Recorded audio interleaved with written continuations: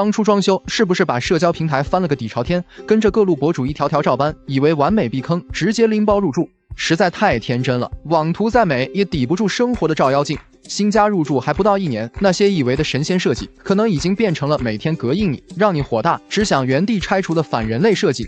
不是矫情，而是真受够了。再好看的外表也抵不住日复一日的蹩脚体验。这一期就含泪盘点那些新家入住1年，让人彻底崩溃，宁可花钱也要砸掉重来的7个装修设计，个个都扎心。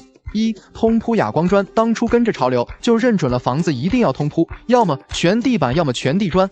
看上的木地板贵到肉疼，一咬牙为了省钱就选了看起来耐脏的哑光砖。结果呢，入住1年哭到没声，这压根不是耐脏，是藏污纳垢的黑洞。指望扫地机器人、拖地机，他们只能扫灰，地砖上那些顽固的脚印、黑印、水渍痕，必须靠人趴地上一块一块用抹布使劲擦，才能勉强干净点。谁家有那闲工夫，天天趴地上干这活啊？太难打理了，后悔的肠子都青了。2. 悬空电视柜，前2年悬空电视柜简直是装修界的顶流，看着网上各种案例图，自带的高级感瞬间就被种草了。商家也主打它的轻盈不落地，说下面好打扫卫生，感觉家里瞬间就能升级成艺术展厅。但是等真正住进去了，电一通，网一连，噩梦就开始了。先不说时间异常，电视柜下坠变形，墙面离缝，老丑了不说，关键悬空电视柜大多是直角边，家里有老人孩子，还有磕碰的安全隐患，而且收纳空间少得可怜，像路由器、游戏机这些小电器往哪儿放都显得乱糟糟，完全没有清爽感。